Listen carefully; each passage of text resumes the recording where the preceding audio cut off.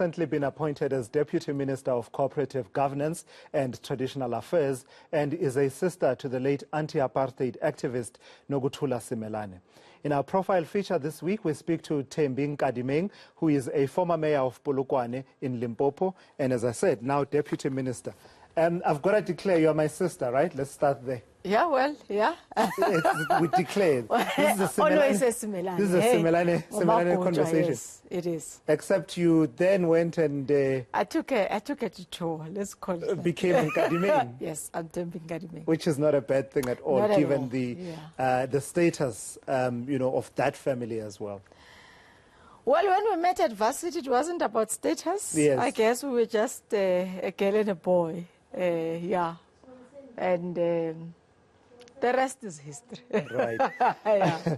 I want to ask the team to play a video of the images, because I always ask you people that come here to talk to me to get South Africans to know you better, to send me some pictures around which we create this conversation. So we'll take those pictures and then you and I will continue to have this conversation as they start playing. One of the pictures that you sent is a picture I believe is of you when you were still a little child, a little girl. Yeah. And I was hoping that would be the first picture that comes up, but nevertheless, that's not the one. Just tell me about that picture. It will come up as you and I talk. Well, it's a picture which I think shows our origin. It's a picture of how my grandmother used to dress us. There's the picture. Ah, yes, it's a traditional girl. I guess in the rural Cooperative, where my grandmother raised us, and yeah, there's almost all of us, either my brothers or sisters, have Yes. these pictures. And to me, they have a very strong resemblance of who we are, where do we come from, our origins. Well, I don't dress like that these days. No, when I saw it, I but said... it's, Heritage Day was just yesterday. Yeah, so that's who we are. We'll yeah. get to this picture that we are seeing now. We'll get to the conversation around it a bit later on. But I was saying when I saw that picture of you as a young girl, I said, she's such a good sport. Not many people would have wanted to forward that kind of a picture. Well, what you see is what you get. I've Absolutely. learned to accept everything of my life. It came out beautifully. It might have been better. I guess I wouldn't change any of my steps from childhood. Mistakes I have made, I own them. I appreciate them. They've made me grow. But this is who I am. So there's no part of my life that gets to be hidden, really. I live by the same creed, by the way. There's no picture too embarrassing to be shared because, I have a background and I come from somewhere. Yeah. So many would know you as Polokwane mayor, then also at the same time president of SALGA, involved and getting stuck in on issues of governance at local government, but now as Deputy Minister of Cooperative Governance and Traditional Affairs. But away from all of those titles, who is Thembi Nkadimeng? Well, as you have said, Thembi Simelane, Ngomagudu, born and bred in Bethal, a small township. Oh yes, that's where I was born. That's where I was produced. That's where I was made. And I still take pride of where I come from. Not one of the greatest towns that it has come out to be, but I still get back to home and involve myself in trying to build the community that I think ideally we all would have wanted to have. Yeah. So that's who Thembi is, Swati by birth, raised with my mom's origins in Swaziland as well, my uncles still there. So I'm really a community child who has been raised both by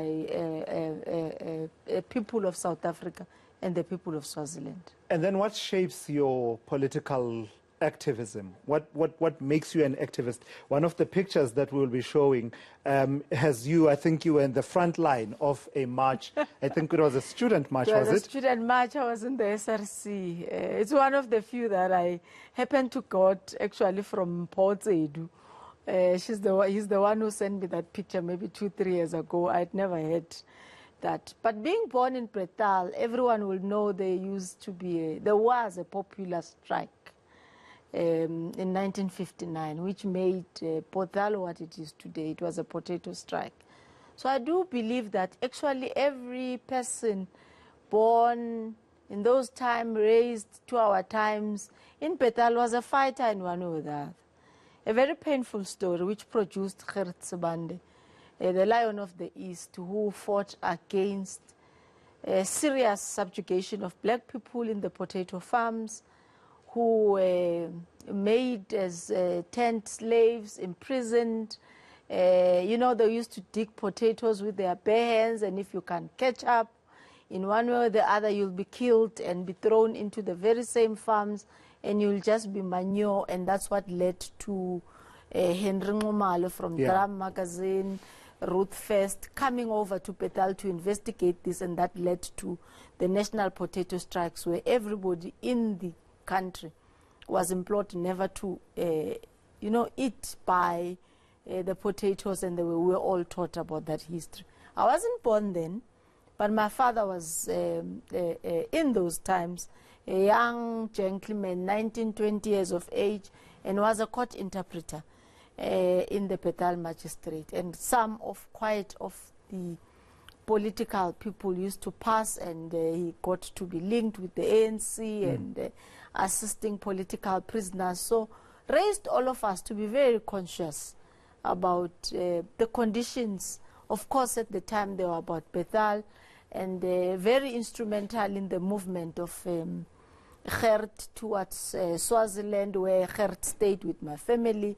My family provided safe houses for the African National Congress. My sister was produced out of that. My aunt's son, cousin, Polokwane, was produced out of that Swaziland, South Africa network, and they passed. They both unfortunately met their demise in the line of Umkhonto weSizwe. But I think those are struggles that made every child of Bethal. Yes, we could be derailing now, as we would want children who have been born after freedom to enjoy the freedom that was fought for. But that's the foundation of what made a child of yesterday in Bethal. So when you get the opportunity to lead in Polokwane, to what extent does that background and that activism you speak of that was shaped by those experiences, how does it find expression when you were mayor of Polokwane? Well, I'm actually, with all understanding that I have, I'm not necessarily, or I should not necessarily have been a politician at the forefront. I mean, I've worked for the provincial government of Limpopo for over 15 years.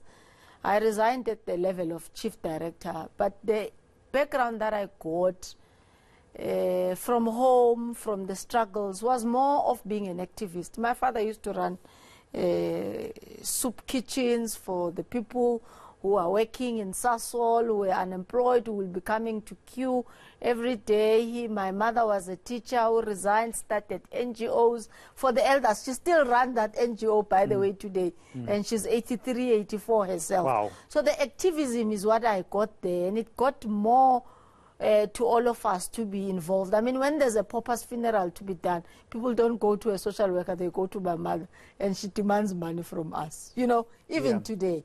So I think that's the activism that I got to learn from a childhood level. And the frontline politics happened by by default. Yeah, well, you can say that again. You can say that again, because I remember the first time I wanted to interview you.